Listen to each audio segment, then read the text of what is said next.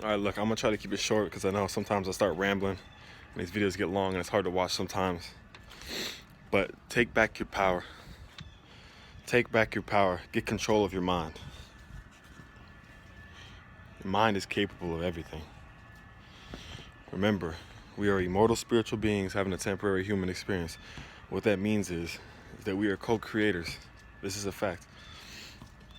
You put out a certain vibration, the universe is going to match that. This is universal laws. So when you go within, now's the time to meditate with all this fear going on. Mother Nature's forcing you to go within, though if you haven't already. Now's the time. When you meditate, you access that energy that makes you aware that happiness is already inside of you. When you meditate and you go within, you find that everything you need is already inside. The Buddha always preached meditation. And although meditation stems from a spiritual activity, you don't have to be spiritual. Although if you're watching this video, you must be somewhat spiritual, even subconsciously, because you're resonating with what I'm saying. But the Buddha said you got to know your mind, train the mind, and free the mind. Okay? So when you know the mind, you're doing self-discovery. You find your tics, find out who you really are, right? When you train the mind, you're not susceptible to outside forces. How many of you are living your life and your life is getting dictated by outside forces?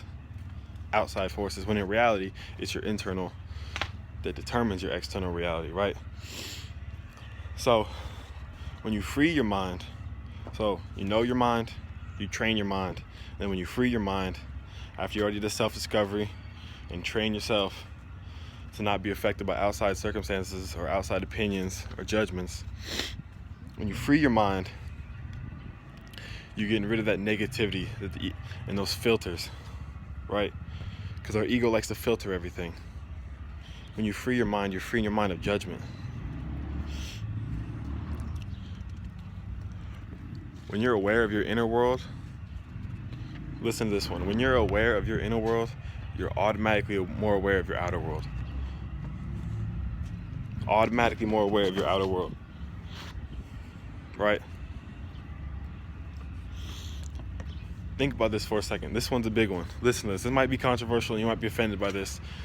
But honestly, I don't care. Depression, anxiety, and stress are not real. These are not real. The events that happen to us in life that cause anxiety, stress, and depression is from our mind. Think about it for a second. I can't go out in life somewhere and just go pick up some anxiety and now I got anxiety, or go out and pick up stress and I got stress. Your mind creates all these things. Your mind creates anxiety, your mind creates stress, your mind creates depression, right? It is a choice. Every second you have a choice. And if that offends you, you have some inner work to do. Because life doesn't happen to you, life happens for you. Life is always responding to you, okay? So quit playing the victim, go within. Be free of those judgments. Take control of your mind. Realize that you have the choice and the power to not be stressed, to not be anxious, to not be depressed. And the more you go within and do that meditation, the easier life is going to be. The more you're going to be able to handle challenges. Instead of looking at them as obstacles and difficulties, you look at them as challenges to make you a better person. Meditation will change your life. You got to go within. When you meditate, your brain releases oxytocin and dopamine. Your cortisol levels reduce, which is the stress hormone. So when you're meditating, you release all these good hormones. You relax. You be in the moment. Your mind can take a break. Take a break from this matrix, right? And when you get the opportunity to be still in meditation, it opens you up to be whole. Let me say that one again.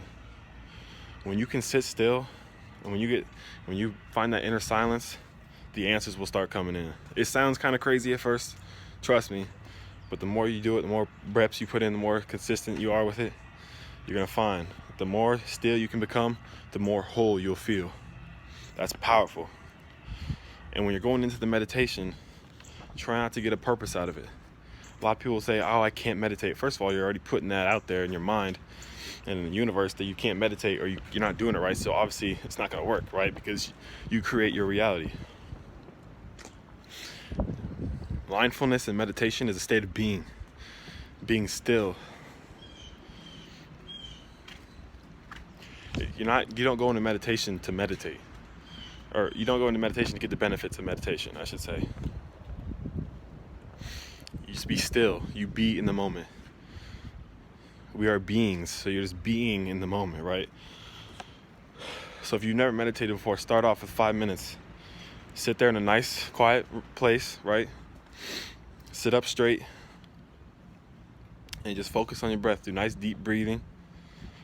4 seconds in, 4-second hold, 4 to 6 seconds out, and just keep focusing on your breath. We are the observer of our thoughts. Quit being a slave to your thoughts.